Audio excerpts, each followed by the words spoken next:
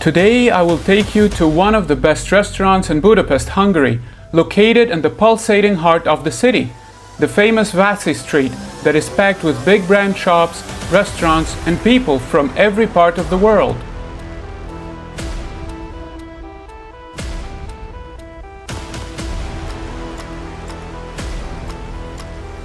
This restaurant is one of the very few restaurants that score 10 out of 10 for every dish they serve.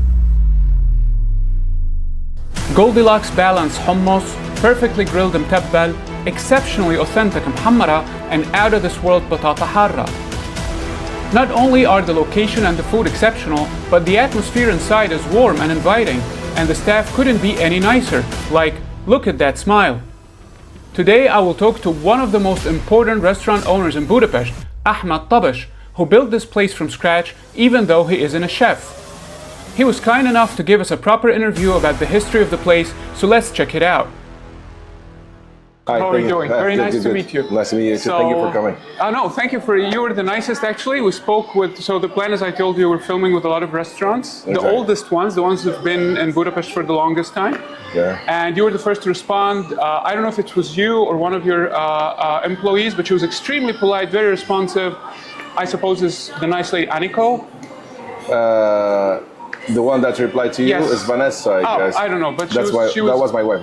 Really? Very kind person, very kind person. Thank right. you, I appreciate that. Amazing. So I'll let you introduce yourself, but I just want to say that you are one of the people who made us able to eat Arab food in Budapest for more than a decade now. Exactly. And the thing I said in the introduction, that before you guys opened here and many other places, we relied heavily on much lower quality food, mainly Turkish food and all these kebab places and all of that. Exactly. But you guys took everything to another level. So I will let you introduce yourself and Leila to the viewers, and tell me everything you would like to share with us.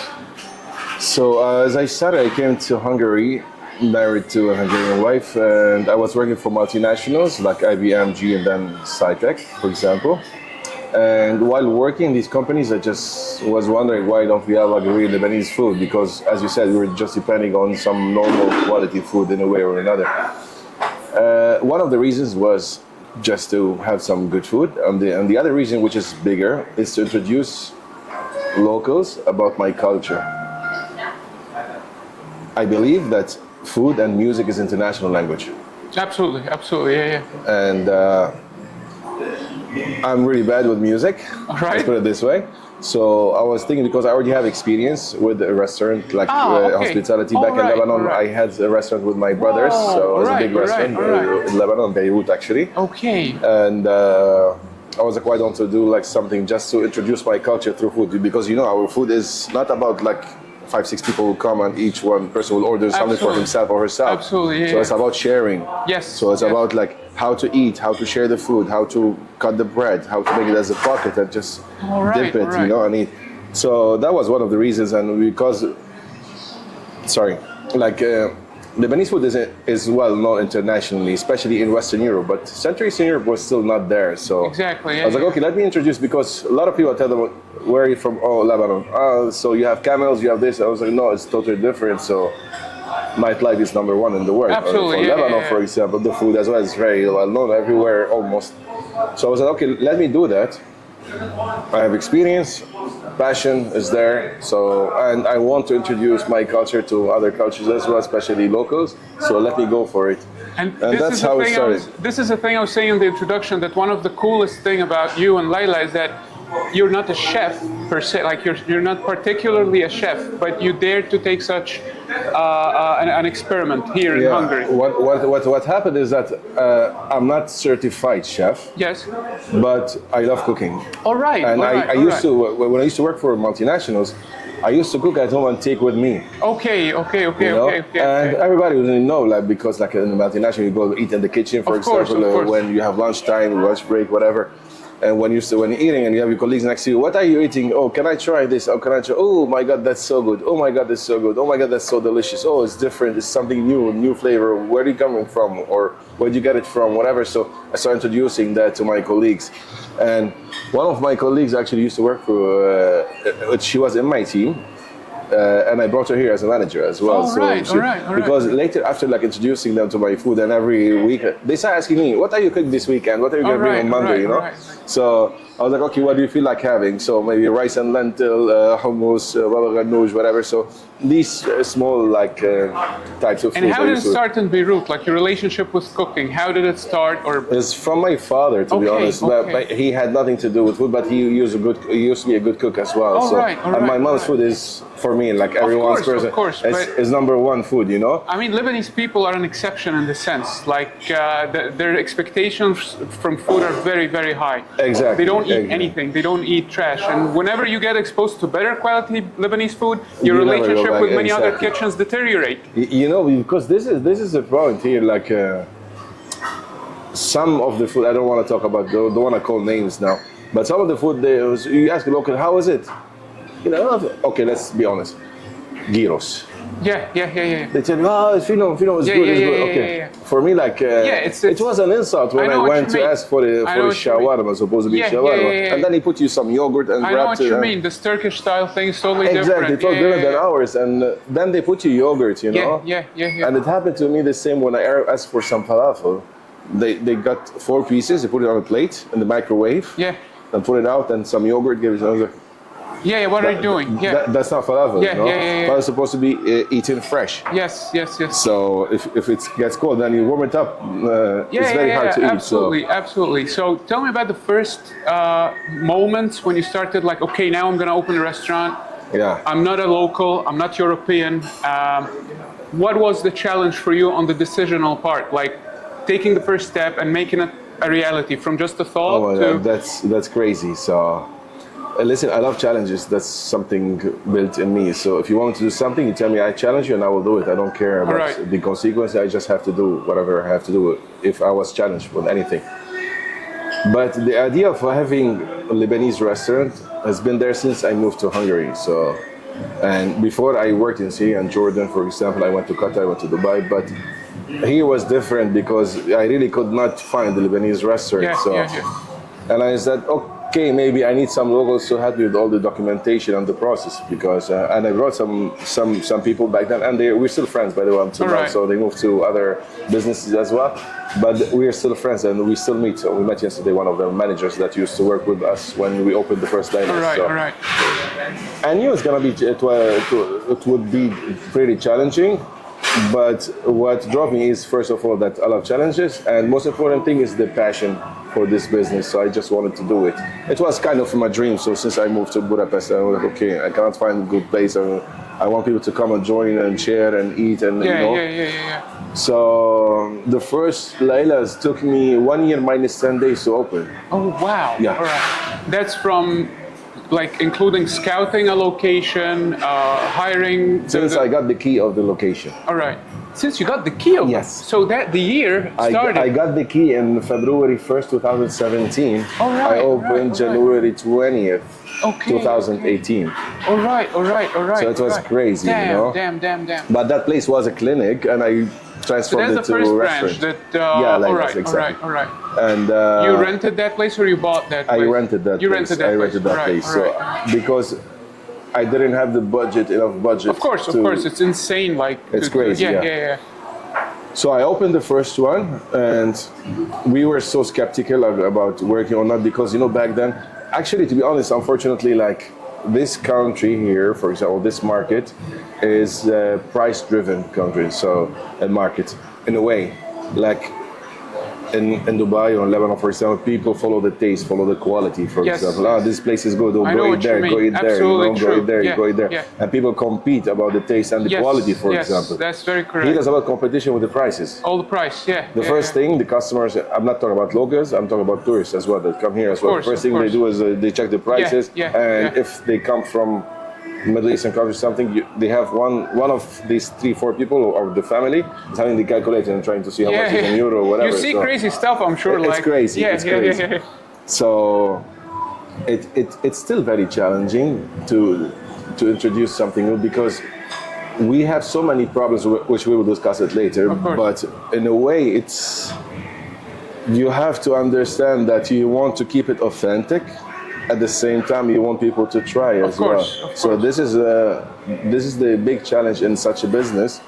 Besides other problems that we will be discussing about the employees, about about the new rules and new laws, wherever they come up with as well. So it was not easy. So you opened in 2018, beginning of 2018. Exactly. So that's big. I thought you opened much earlier. So that means that COVID hit quite like maybe a couple of years right after opening the place. Exactly. How did you deal with that? I got ahead of myself, but it's like a bad dream, to be honest. Because when we first opened, I want to tell you something about this, that we were pretty skeptical about if it's going to work or not.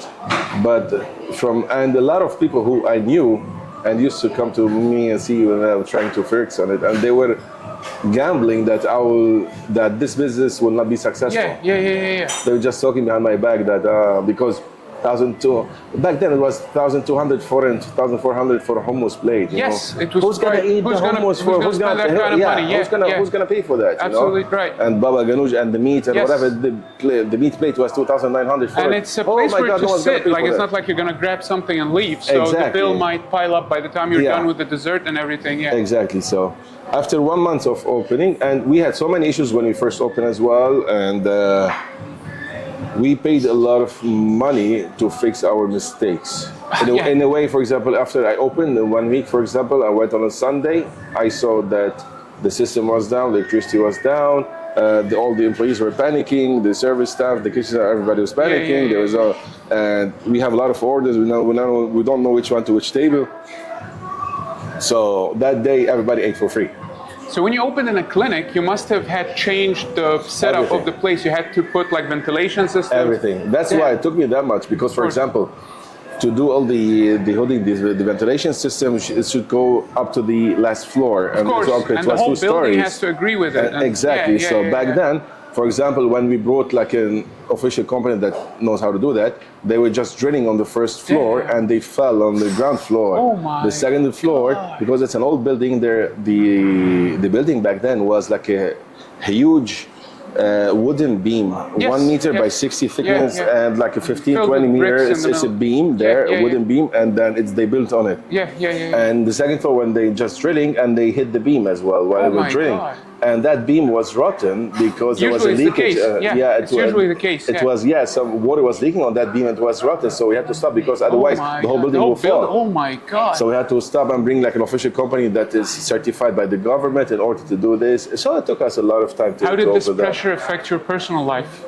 I didn't have white hair back then, so let's be honest about that. So as I told you, we had a lot of problems until we opened, and when we first opened, so I was still working for Starting Nutrition, and we opened in January. So early March, I was traveling to Australia for some business trip. Australia? Yeah, for a business trip. Right. So, and when I got there, my wife used to cover me. So, all right.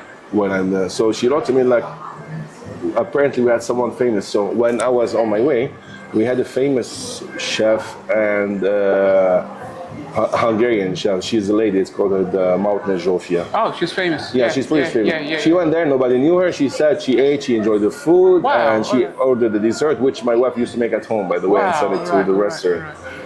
She took a picture. She posted on her account, and since then, all other influencers, they wanted to go and been there, done that, you know. Your wife is Hungarian? No. Okay. She could recognize Mountain Zsófia? Not really. She said someone famous. Someone famous. No, because we started having followers. We started having phone calls. Yeah, of course. Everybody she's wanted very to famous. Like her photo, just for the viewers, she has like her photos on billboards. She's like a publisher of cooking She's very books. famous. And after that, we called to meet her because I want to understand what's happening, you know. And we became good friends with her. We're still friends with her. That's very good. And this event must have changed things for you. For the first... Exactly. And since then, we were just going up and up. And 2019 was maybe still the strongest year. Amazing. Tourism and income and everything. But then COVID hit, you know. Yeah. How did you cope with that? How did you keep running with COVID? How long did it take you until you snapped back? I was lucky in a way that I was smart in a way that I was putting money aside because I wanted to open another project. All right. The other project was the Tahina Bar, the vegan place. So my idea was to open in 2020, to open in March 2020 the first Tahina branch, Heinabad branch and open like 3, 4 in 2020, 2021. I would take it over Budapest. 2022, I would go outside Budapest with the franchising. But COVID hit March 2020, and we didn't know when it will end. That's the problem. So you cannot you cannot forecast what's going to happen the next week or whatever, because you know what happened in COVID. Like, okay, the government will talk something, will say something today. Okay, they come. Okay, everything is closed until next week. The next week, okay, only the one who has terrace can open. So I didn't find anyone back then. But I told them, instead of working 5-6 days, you'll work 1.5 days, because everybody has to build the bill to pay the bills at the end of the month. So my budget that I have to open 6-7 branches, I spend it on survival. All right. Alhamdulillah, as we say. But alhamdulillah, for sure. Did the home delivery model work for you during that period, or how was it? We only had that model, unfortunately, and you know the companies take 25% plus. The delivery provider, the platform providers. Exactly. So without they take 25%.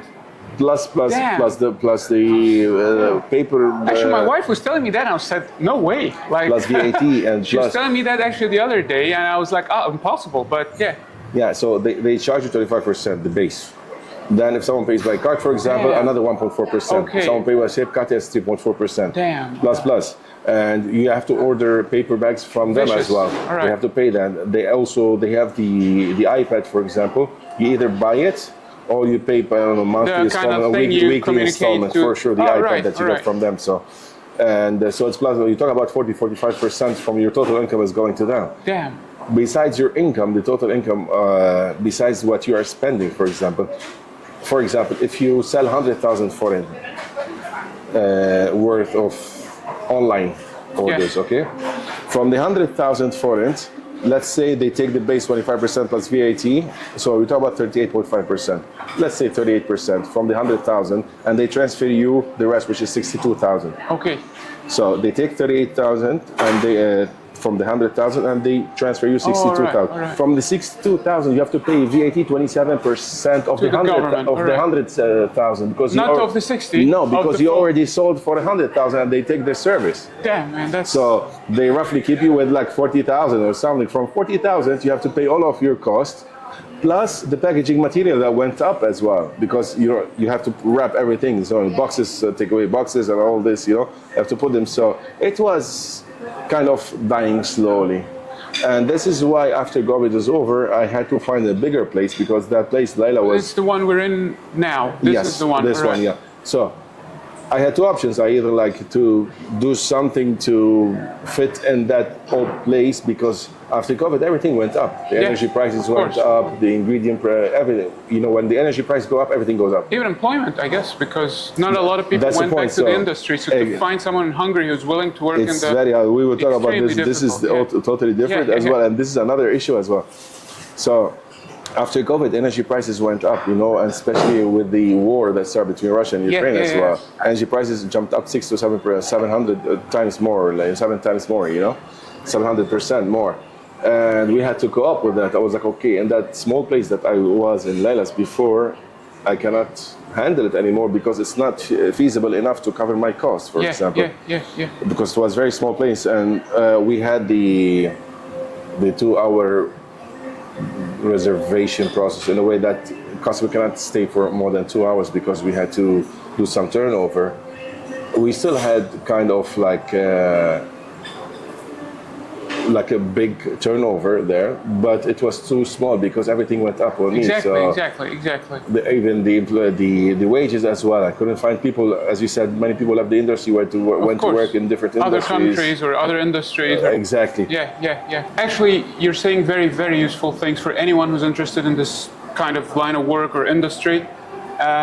It's a very intimidating field. 80% of restaurants shut down within the first 12 months, and I guess the other 20 within 24 months. So it's brutal. And I have a huge respect for people in that field, because as you said in the introduction, there are a lot of meaningful things when you want to open a restaurant. It's about culture, it's about food, it's about the spirit. It's not like you're selling anything. Exactly. You're becoming a part of people's lives in a way. Exactly. So maybe what I'm really curious about is, you as a Lebanese, what do you think about the situation of the Lebanese kitchen on the international stage now? not in Hungary only, but like it's been getting exposed steadily for like I guess 20 years. Yeah. Like more and more, it's getting more and more. It's getting a lot of spotlight, let's say. Exactly. There's a lot of bastardization that happens to it, like Mediterranean kitchen, you know, and they put a lot of other different things. countries they call it Mediterranean, exactly. Which is, I guess we know why. I mean, they're trying to hide their background or whatever. But with Lebanese food, you think, what are the things that are missing on the international stage? What are the things you would like to see when you enter a Lebanese restaurant in the West, in Europe, in the United States? What are the things that you dream of achieving as a Lebanese person and as a Lebanese restaurant owner? Well, I would love to see that because some people are, let's say, are giving bad idea about Lebanese from You mean the nationality or the food? No, Lebanese food. Sorry, right. sorry about Lebanese food. So, in a way that they want to open. Okay, what you open? Let's we put shawarma. Okay, let's call it Lebanese, for that's example. not, yeah. So for just for the sake of marketing. So, All right. And you have some other Lebanese people who think that it's fun to get into this industry. Let's go for it, and that's when they start like doing some other stuff that's not supposed to be done. I don't like to talk about details here because I'll be like maybe targeting some people, you know. But in a way, so I would love to see that it's kind of organized more, and it's supposed to be directly related to the Lebanese Ministry of Tourism, for example. Okay. I wish all Lebanese restaurants around the globe are connected to a hub or to a platform, locally and internationally. For example, locally here, we have other Lebanese restaurants around us, disregard if they are Lebanese or promoted as Lebanese, but I am already in very good contact with some of the restaurants here. Sure. So whenever for example, someone wants to work, someone wants to apply for another restaurant or something, they call me that this guy worked for you, so what do you think about him? Is it okay? And we have a deal like, okay, if I fired him, don't take them, for example, or try to ask me first to tell you what happened with these people before they move to your place, for example. The second is we always in contact, for example, I ran out of tahini because my supplier couldn't bring on time, whatever, so can you help me? Okay, for sure. Sure. Send your bus, send your truck, send someone to take, for example, chickpeas, spices, because these are very hard to find, for example. Absolutely. The tahini as well. And that was going to be my next question. Lebanese food is very specific when it comes to the ingredients. Exactly. How do you deal with that? I mean, I know like now it's getting better. There are more companies that source things from outside. But still, to have the perfect Lebanese dish, things have to be like, you're Lebanese, you know very well. There are certain restaurants in Lebanon that get from a certain farm or from a certain region of the country. Exactly. What do you have to say about that? The old Leila's, my problem is despite that it was a small place, I had a small storage as well. So imagine that the old Leila's was 115 square meter. The new Leila's, the entire space, everything with the right. storage, with the toilets, with the kitchen, with the customer area, everything together was 115 square meters, pretty small, so 40 chairs only, 40 customers at once. This place is 590 square meters, so it's 5 times bigger.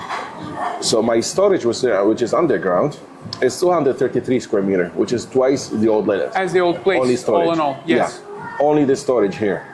So what I do now, because back then I used to order, for example, online, not online, by airplane, by someone who's coming, just DHL or something, because I couldn't find the specific spice that I want, for example. Our spice was called 7 spices, sabab harat, for example. But even if I change supplier, I saw yesterday when I was doing the night trust, there's halawat al-juban here. You make halawat al-juban? Halawat al-juban, for sure. Yes. It's homemade. It's like the semolina for it is nowhere. I mean, the Lebanese one, the very fine, the one used in Lebanon, Syria only. Exactly. I don't even think they know it in Syria or Palestine, in Jordan and Palestine. I think only Lebanese and Syrians know it. You can't find that anywhere. Exactly. Yeah. So this too. So when I order now, I don't order per kg anymore. I order it in tons, for example. Only the spices, 200-300 kg of different spices, Right. But when it comes to chickpeas, I got 2 tons. I want rice, 1.5 ton or 2 tons as well. I want tahini in buckets, 18 kg buckets. So I order per pallets, 2-3 pallets, for example, because per week I need 2 to 3 buckets of 18 kilograms of tahini, for example. What is the most challenging ingredient that you make sure that you have to have, and it comes only from Lebanon, or the most tiresome? The spices, the 7 spices, All right, olive oil. Where do you get Olive that oil from? as well. Now I'm getting from Cyprus Oh, and amazing. sometimes from Alright. Greece All right. and sometimes from Italy. So, Alright, but alright. I use two types of olive oil. I use the extra virgin for sure, with the one that we put on the on the creams, for example. And we use the second one is called sansa oil. It's Alright. like veggies and olive oil as well, but this for cooking only we Okay, use. So when you okay. want to cook, for example, grape peas, for example, we put Yes. this sansa olive oil, for example, because extra virgin is not going to give it the taste that you want, you know. And plus, I use as well like vegetable oil as well in order to do some of the creams, for example. And I have the frying oil as well. But the problem is that I'm facing almost challenges with all the suppliers, by the way. Of course. Because no supplier can, I cannot depend on one supplier only. Absolutely. For the butchers, because I have halal food here, you know, that's very important for us. So I'm dealing with 5 butchers. All right. Because because the quantities that I need per week cannot be provided from one supplier only. First. All right. Second, I'm not gonna.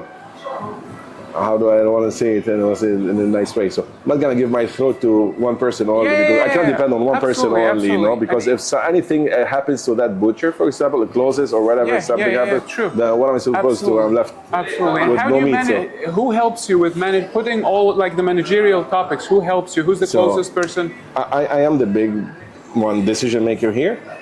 I have 3 managers here taking care of that. So I have one who's kind of replacing me when he's traveling. He's in Jordan now. All right. So that's why I'm working today. So he went for a wedding in Jordan. Ah, all right. All right. And you see how close we are, because the wedding of the place in Jordan is the son of one of the restaurant owners here. Ah, okay. Other okay, restaurants, okay. Lebanese restaurant as All well. right, So, all right. so we're good friends all together in a way or another. So I mean, some of the other restaurant That's great owners. to know. So, That's great to know. Yeah. So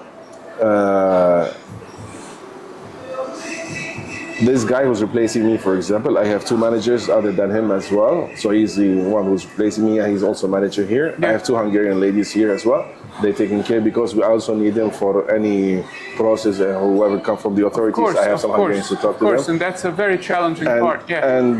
And the hidden soldier is my wife, by the way. Of course, it's always Because she used to make the halatus jiban. She helped used me to from make it? yeah. And She's not Lebanese. No, And but she she can learned it make from halatus jiban? She learned it from my mom. So Yeah, back man, then, when I went to Lebanon, and she's very smart, and That's she used to very work in good. marketing as well. So I always listen to her and take some ideas from her, as from a European point of view, you know, like, because I don't want to change my recipes, but at the same time I want to see what's her reaction as a European about the food before I introduce something. For example, tabbouleh, for example. Now she loves our tabbouleh extra lemon juice. Yes, you know? yes, it's like a lemon balm. It's like, Exactly, but if you make it the same for a European, they will send it back. They will send it back. We need to keep it as tabbouleh, but we know that there's an Arab sitting there, a Palestinian or a Syrian or the Jordanian or Lebanese, or they ask for tabbouleh. We make sure it's extra lemon juice, for example. Real tabbouleh, and if it's a European, it's a little because bit toned we down. love sour food. We love sour food. So because of the Mediterranean Sea, for example, even South Italians as well, and Cyprus and Greece, they almost have the same, because most of our food is about garlic, olive oil, lemon juice. These 3 ingredients. Correct. This is the most important thing. If you go further north, for example, Europeans are, because back in the days, I think the food follows the geographical location of the country as well. Absolutely. It used to be very cold, minus 20, minus 40 degrees, so they needed some fat. That's why the food is fatty, for example, you know, to keep them warm, for example. But ours, it's pretty warm over there, so we needed something refreshing, you know? Absolutely. I had a question that is always on my mind. Like, now you have an establishment that's been on for 10 years. Okay. Now, you have 3, you can educate me on that, because what I see is that you have the main dishes part, you have the hors d'oeuvres or the starters, and you have the dessert. How to keep the balance that the quality is on par in each domain all the time? It's very difficult, because the chef might not be a good pastry chef, or it's what is the hardest thing. The secret is I'm in the kitchen. All right.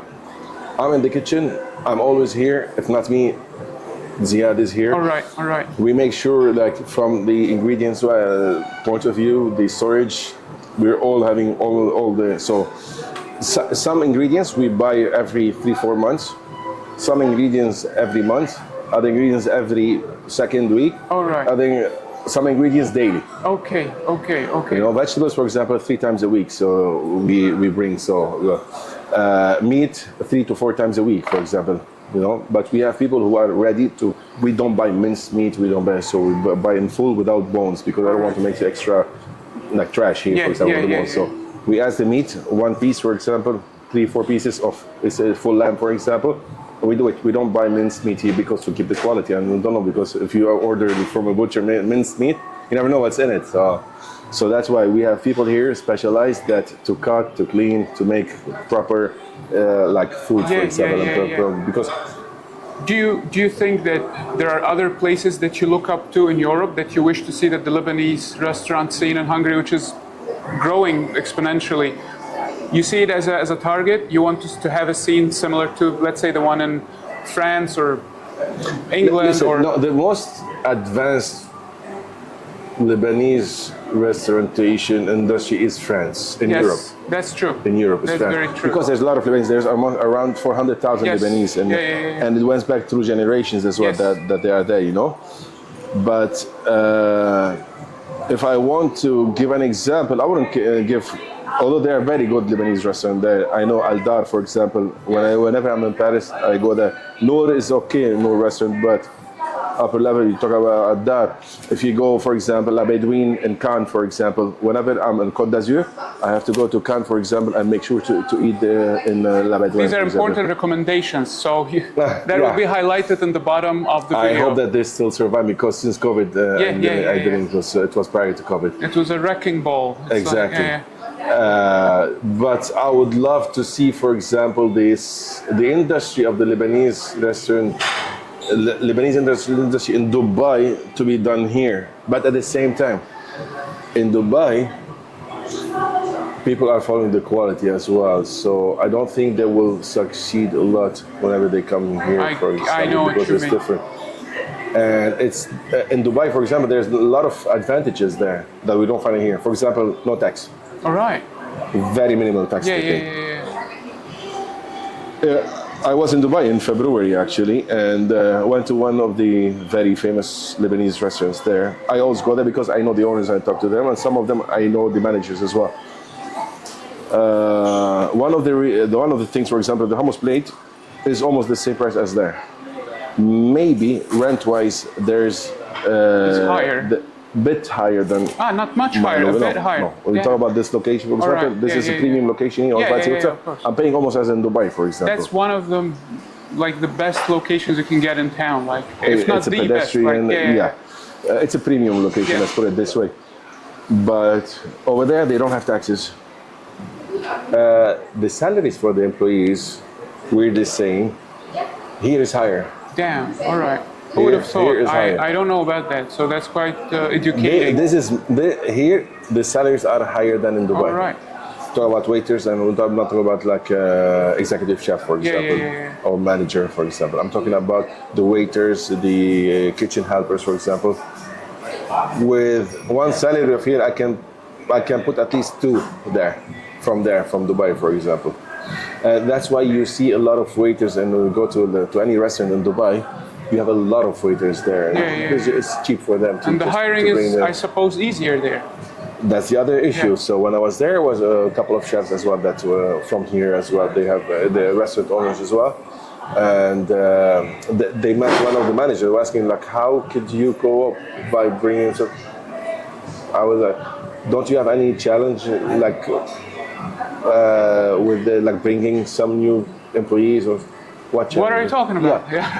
This manager, it's a female, she posted on one of the platforms that they had there.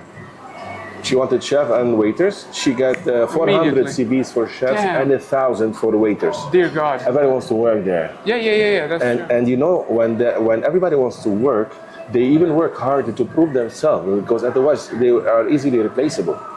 That's true. That's what's happening, you know. Here, I have a lot of people that I already gave a lot of warnings I would love to fire, but unfortunately, due to the rules of the you can't easily do that. The government rules, so I cannot do that. It's extremely tricky. And you know, this will affect or jeopardize your quality, of course, and your reputation at the end of the day. So that's why it's more stressful. That's why it's harder for us as restaurant owners and managers to go. Even the managers, for example, they're telling them, I can go. Next day they will find a job, they can go somewhere else, you know? Exactly. So it's very hard to cope with that and to keep the standard, for example, you know? This is... So I always say it's not hard to make good standard, but it's very hard to keep the standard. To maintain it, absolutely. Exactly, so. Thank you very much, Ahmad. That Hey, was amazing of you. I thank you. You started a series of supposedly, hopefully as well, very successful I hope videos. so. Wishing you all the best as well. Thanks again. Hopefully we meet you again with more branches, not just in Hungary, but in other European cities, maybe in Paris, maybe in Dubai, maybe back in Beirut, and maybe in Palestine, who knows. I hope so. So Inshallah. thank you so much for being with us today. And so the next, how do I say, the next step now with the Lebanese hospitality is that you guys are invited for lunch. Thanks. So We should have put that debate now on video because I'm not going to talk about it. There's going to be a fight. There's going to be a fight. Exactly. This video would be banned from YouTube. Right. Thank you very much. Thank you. My pleasure. Nice to meet you. Thank you so much. Thank you very much. I appreciate that.